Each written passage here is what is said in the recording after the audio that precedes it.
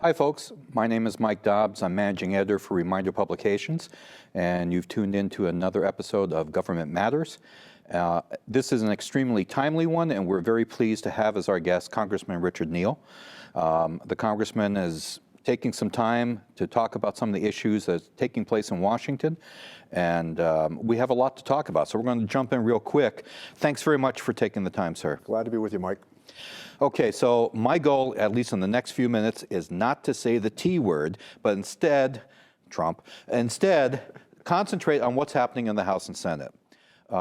So much of the national media is now dominated by the 24-hour news cycle, whatever is happening, whatever tweets are being posted, whatever pronouncements are being made. And in the meantime, I know that members of Congress are facing some really huge issues. Perhaps the most top-of-mind awareness one is healthcare right now, but also we've been told that there's going to be issues about tax reform, infrastructure, job creation, trade. So I want to get into some of the stuff that isn't getting to the top of the headlines right now, but is of vital concern to everyday Americans because it's going to affect our lives. So from your position as the ranking minority member on the House Ways and Means Committee, what's the deal with the taxes? We've been hearing about tax reform plans from the White House.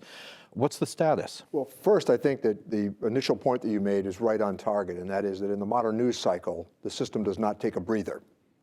So it's very, very difficult to get the attention of the American people to stay on a handful of very important issues when they are often sidelined by other issues that just come up on the tweet or the breaking news cycle. And incidentally now, if you watch any cable outlet, it's virtually all breaking news, even if it's not really breaking news. So there are a series of issues that are confronting the Congress right now. We've just come off a budget agreement that gets us to October 1st, and that, I think, will lower some of the temperature inside of the House. And then simultaneously, the administration, I think really to pad the first 100 days, put out a tax reform proposal that was one page double-spaced. So I understand if they just wanted to use that as a blueprint, that will be competing with the Republican plan in the House of Representatives known as the Border Adjustment Tax. And also the ACA has been repealed in the House of Representatives, and now the measure moves over to the Senate, where they will, I believe, deliberate for months about how best to try to reposition the Affordable Care Act under a different heading. So there's plenty to do. Infrastructure languishes because I think that it should have been made the priority. It would have built some goodwill because both sides are in support of infrastructure spending. But I think the other issues certainly are more divisive. I find it really interesting how we have a Republican president and a Republican-controlled Congress, and yet the Republican Party can't seem to get together in Congress to move forward on certain things with the Liberty Caucus. Do you anticipate there's going to be the same kind of sort of stagnation that often afflicted President Obama's administration when it comes to getting legislation through because of a handful of members of the House? Well, I think that the stalemate has become part of the modern congressional cycle. But I also think that there's evidence that Congress is capable of doing some big things when people don't anticipate that those big things actually could be accomplished. At the moment, it's hard to see the roadmap, though, that would indicate where we're going to find that sort of common agreement. But I think that's perceptive on your part that it is the Freedom Caucus, which is made up of 40 members that clearly are outside the mainstream of public life. And they're, at the moment, in this fractured debate with what's left of moderate Republicans in Congress, who used to be, like Southern Democrats, the fulcrum on which the agreements were eventually reached. So as we witness the impasse, the other item that's occurring more and more is that Republican presidents and Democratic presidents, they use rulemaking procedures. And the problem with the rulemaking procedure is that since it was not legislated, it's just a matter of time before it's revisited by the team that eventually comes back to the majority. What is your perception about the response to the House efforts to retool the ACA in terms of the general population of the country? I mean, we have millions of people who are on the ACA, millions of people who the only way they could have gotten health insurance is through that program. There seems to be a fair amount of backlash against it. I think people who understand what the ACA did, even though it certainly has flaws, nonetheless, they understand that what is being presented, at least in the House version, is not going to be the same for them. Do you get the sense that there's anger in the country about that House effort? I think there's a considerable anger. One of the things that happened, I think, that was unanticipated was the fact that after the Republicans put their plan together and published it, all of a sudden the ACA became very popular, and it was polling in the mid-50s, according to Gallup. What I also think is interesting is that the president acknowledged that, by way of exclamation, as he frequently does, he said, "Who knew that health care could be this complicated?" Well, those of us who have worked on it for a long time, we knew that it could be that complicated. Harry Truman proposed national health insurance 70 years ago. Lyndon Johnson offered an upheaval when he proposed Medicare and Medicaid, which are two very important components of public health in America. And we have struggled about what to do with those people who have found themselves without health insurance, largely because health insurance in America has been employer-based. What's interesting about the Affordable Care Act is the following. There are now 22 million Americans who have health insurance today that did not have it 7 years ago. We are down now to 9 million people in America who don't have health insurance. Keeping 26-year-olds on their parents' health insurance is wildly popular. Banning pre-existing condition is wildly popular. Lifting the cap on out-of-pocket expenses, wildly popular. But the controversy has always been focused on the mandate, which incidentally was a plan that was first offered by Richard Nixon, Robert Dole, and Mitt Romney. The mandate is the glue that holds the ACA together. The argument that there ought to be those who I think Governor Romney referred to as the free riders, that he thought that they should have health insurance. So the model that we captured in Washington was based upon what happened in Massachusetts, where right now, as you and I sit at the corner of State and Main Street in Springfield, we can say with certainty that 100% of the children in Massachusetts have health insurance. 97% of the adults in Massachusetts have health insurance. It polls fairly well in the 70s in terms of customer and client satisfaction. So I think that when you look at the ACA, your point's well taken. There are parts of it that have not worked the way that we'd anticipated they would. It's largely confined to the single marketplace. Right. The difficulty in the single marketplace is it's 100% of the difficult stories. So I think that in a normal time, we would address some of these issues, fix them, and move on. Example, when President George W. Bush offered Medicare Part D, that was the expansion of the drug benefit, Democrats opposed it because of what was known as the donut hole. And the donut hole simply said you had to expend X number of dollars before the full benefit kicked in. And then you reached this point where you had to spend more dollars to keep the benefit alive. We were the majority in the next round of congressional elections. The first thing we did was to fix Medicare Part D. We moved on. It's an accepted part of health care in America. Why that could not be done with the ACA is just beyond me. The argument over ACA was more about ideology than it was about health care. And if you apply conventional economics to health care delivery in America, you are always going to have a problem, largely because trying to predict when somebody's going to get sick is a very difficult, if not impossible, thing to do. Anyone who's stepped off a stairs the wrong way and snapped their ankle and gone to the emergency room understands the costs of an everyday accident. And it's always bothered me that the people have taken such a chance without getting health insurance, and a lot of times that health insurance is out of their range financially. So you would assume that you would want to fix something like the ACA. You don't want to throw it out. You want to fix it. There have been a lot of liberal pundits who have said that this is getting back at President Obama. This is trying to take apart one part of his legacy. Do you get the sense that there's that kind of motivation, or is it what you just mentioned, which is the ideology? There seems to be this effort that we have to adhere to some sort of rock-lined set of principles, and that we can't stray from them. Do you think there's this personal thing against President Obama, or do you think that it is largely people who are saying this does not go along with what we see as a conservative ideology for the American government? I think much of it is focused on ideology, and I think that there is this suggestion that somehow if you just apply free market economics to the healthcare arena, that you're going to get satisfactory healthcare. I dispute that.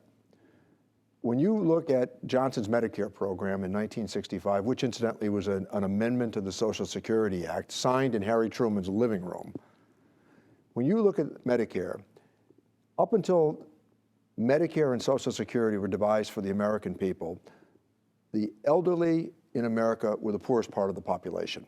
Today, they are no longer the poorest part of the American population. And in fact, between Social Security and Medicare, they live fairly decent lives. And I think that our argument has always been downstream, trying to figure out how to get children into preventable health care at the earliest possible stage. And that's what the ACA sought to do. If you consider that half the bankruptcies in America were health care related until the ACA, you got sick, you lost your job, you lost your health care. You lost everything. So the ACA essentially said that you could buy through your employer or you could buy on your own, but you had to have health insurance. Right. And insurance is based upon shared risk. That should be a commonplace feature of the discussion over using the marketplace to distribute goods. And I again come back to the point that if you knew and I knew when we were going to get sick, then you would simply wait to buy health insurance. And the argument that the Republicans have offered on this is interesting because they're essentially saying that you should be able to buy automobile insurance after you've been in a car accident. Right. That's not the way the insurance markets work. Let's switch to something that I think is a very underreported topic and perhaps pretty confusing. And I love my job as a journalist because I get to be professionally ignorant, and I can ask ignorant questions to people like you who actually know something. But there's room for correction. Okay. So the issue of trade. Yeah. We've heard from the White House about we're going to get out of NAFTA and then we're going to stay in NAFTA. And, whether or not NAFTA has driven American jobs to Mexico or to Canada, whether or not that's a good thing, whether or not it's a bad thing. Again, this is one of these, I feel, a very major issue that gets very low on the coverage side, perhaps because it isn't as sexy as what the president has tweeted that morning, perhaps because it's a policy wonk heaven of a topic. What do you think is the current philosophy right now of the administration when it comes to trade? Well, it seems to change pretty rapidly. And if you recall that one of the items that President Trump spoke of during the course of the campaign was undoing all of these trade agreements, I dare say that the rhetoric does not match the performance as we've awaited confirmation of the president's new United States Trade Representative. There are 148 nations in the World Trade Organization. The World Trade Organization simply replaced what was known as GATT, the General Agreement on Tariffs and Trade. The idea that America, which is 5% of the world's population, is going to close our doors to a consumer class that constitutes 95% of the rest of the world's population would be a huge miscalculation. NAFTA is 23 years old. It's okay to review it.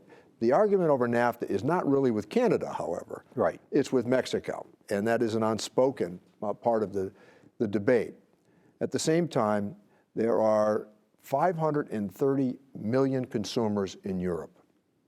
We need to figure out how to level the playing field so that our exporters can produce goods that will be consumed by people that have similar health insurance, similar standard of living, and open markets. I use one other very vivid example of a bilateral agreement that was very important to America, the Panamanian FTA. When you consider that the expansion of the Panama Canal doubles the size of the tankers coming through the canal who are headed toward the East Coast in the United States. So the Port of Boston is waiting to expend $800 million for the purpose of dredging to accommodate those tankers with not only the port, but with Logan Airport. 1/3 of the Massachusetts economy is trade related. We have to figure out how to make sure that the distribution of the benefits of trade are more evenly dispersed across America. And I understand fully, during the campaign when I would hear, for example, candidate Trump say that Bill Clinton negotiated NAFTA. He did not negotiate NAFTA, and everybody knows it. George Bush Sr. negotiated NAFTA. It passed during the Clinton administration. And the idea that you can ignore this consumer class across the globe, I think, is a mistake. It's complicated, however.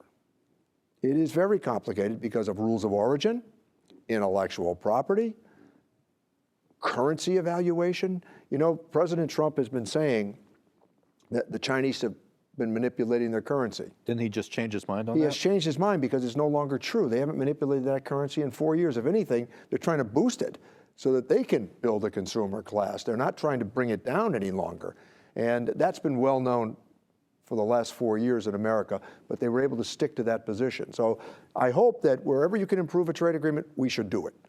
But I think that this notion that we should foreclose American competition in an international arena is a miscalculation. Okay, President Trump's budget has had some coverage.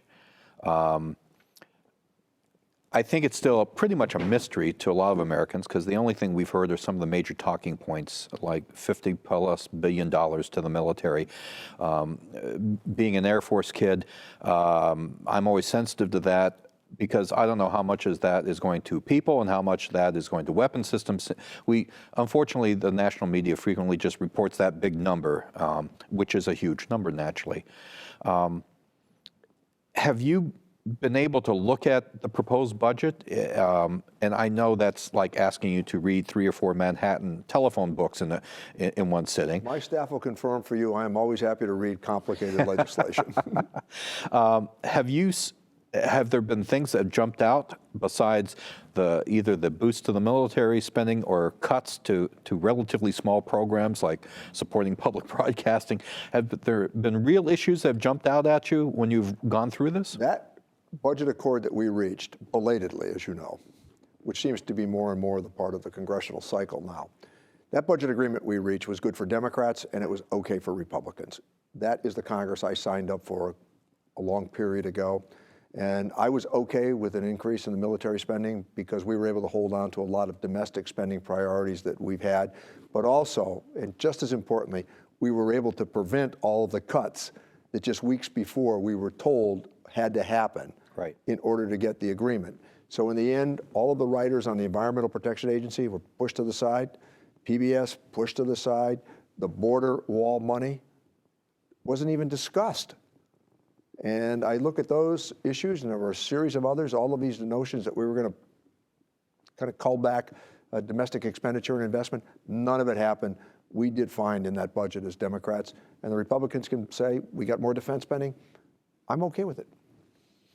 Let's speak about the wall for a moment. Is the wall going to fall into the category of simply a campaign promise that's never really fulfilled? I mean, if you guys in Congress are not looking at spending money toward it, it's not going to get done. The Republicans in Congress who come from Texas do not want the wall built. And I think you're going to see a retreat on the part of the Trump administration. There is very little support, if any, on the Democratic side for building a wall. And let me use the estimate not from Congressman Neal, not from the Democratic leadership, from the Massachusetts Institute of Technology, who have stated that that wall, 2,000 miles long, if it were ever to be constructed, would cost $40 billion. So I would remind all that the president said this was a cornerstone position for him. He backed away from it immediately when we were coming down the home stretch of what to do about this temporary budget agreement that we've reached. It came off the table. The likelihood that we're going to build a 2,000-mile wall on the border with Mexico is almost non-existent. Again, I wanted to emphasize more of what you folks in Congress are doing in this interview rather than the president is doing, but it's difficult at times not to involve him because some of what he's doing is, of course, affecting you.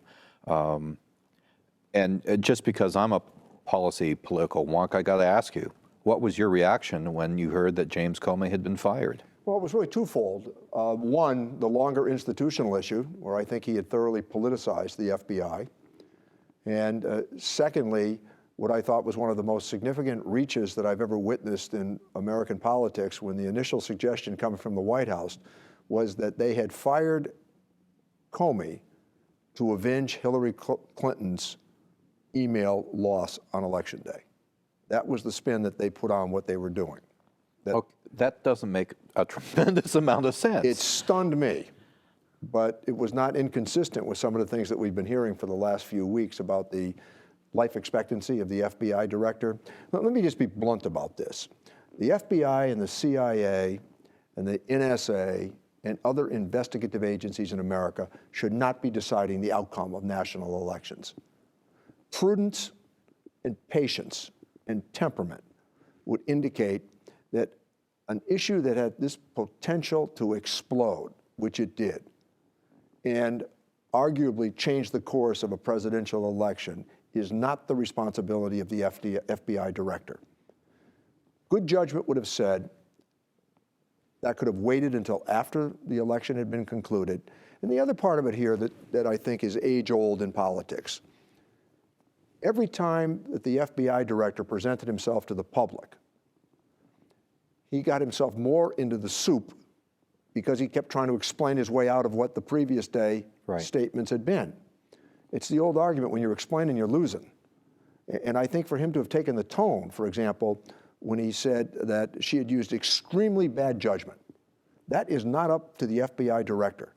That is up to the Attorney General of the United States, who forewarned him that he should not present himself in public for the 2 press conferences that he did. Only by inviting more scrutiny and inviting more antagonism from all the political parties that were witnesses to the extraordinary moment when an FBI director, 10 days before a presidential election, reopens an investigation of this magnitude. And I have been bold in my statements about this. We should not be relying upon the FBI director to tell us where an election outcome is headed. What do you think the process is going to be like in terms of finding his replacement? I hope that we can find somebody of the highest possible reputation. And if it's within the Justice Department, we can do that. If it has to be a special prosecutor, that can happen too. I will say with a special prosecutor, we should be forewarned, it will go on forever. Sure. And there is really very little incentive for a special prosecutor to ever bring an item to conclusion. And I think that there are individuals who are careerists inside of the Justice Department that are well-positioned and well-placed and have the highest regard for integrity that perhaps could be appointed to take up the assignment, which is not going to diminish, Mike. It's not going away. You have to have a look at what the Russians did to influence the outcome of the presidential election. And incidentally, they were much involved last weekend in the French election as well. This is not an argument just about President Trump or the people around him. This is an argument that goes to the heart of a representative democracy, and that is, what faith do we put when our ballot is cast that it's being based upon the best possible consumption of news in which we've rendered a judgment? It's almost like it's a second Cold War, a different kind of Cold War. Well, the whole notion of fake news, I regularly now needle media, ever so diplomatically, on this basis. You're the referee. We depend upon you in a representative democracy to get it right. You provide context. You help people make up their minds. And if you are doing this responsibly every day and you're competing with somebody who's putting out fake news, what does that say about the whole notion of our First Amendment, which obviously guarantees a second opinion, but it also invites a reliable context for presenting complicated issues to the American people? And the problem with that, I have to say, as a member of the media, small m, not big M, is that we also rely on individuals to do their due diligence as citizens. Consider the source, consider a couple sources, just don't read the headline on Facebook. Yep. You know, you actually, today it's so difficult. You really have to be a participant, an active participant. There is no such thing as alternative facts. There are facts. And I understand in the course of a campaign where we generally suggest that the truth is an absolute, I understand in the course of a campaign that people say things that are a bit over the top. They do things and they say things in an effort to create perhaps a greater sense of alarm.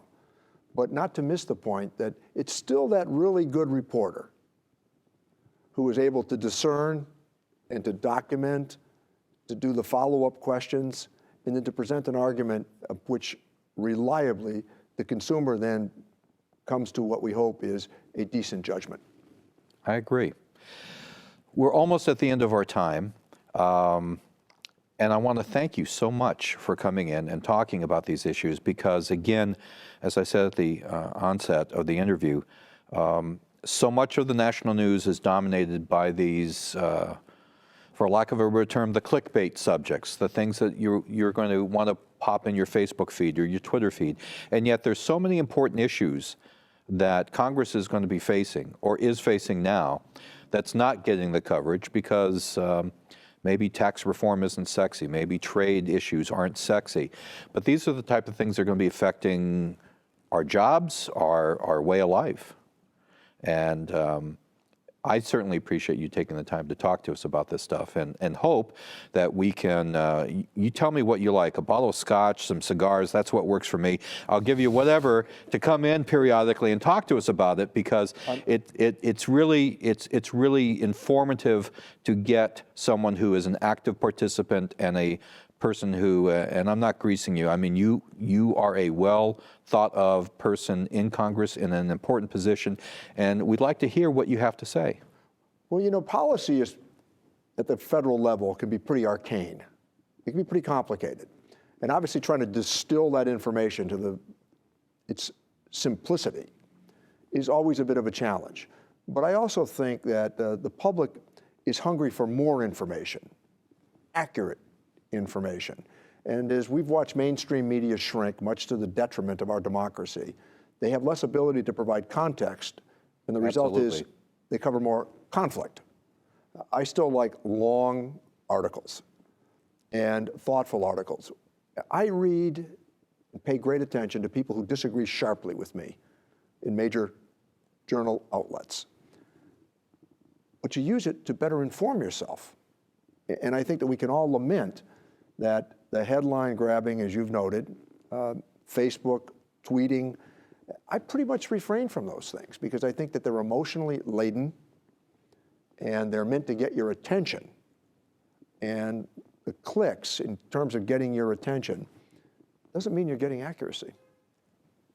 And we'll stop on that note. Again, thank you so much for taking the time. And folks, thanks very much for watching this edition of Government Matters.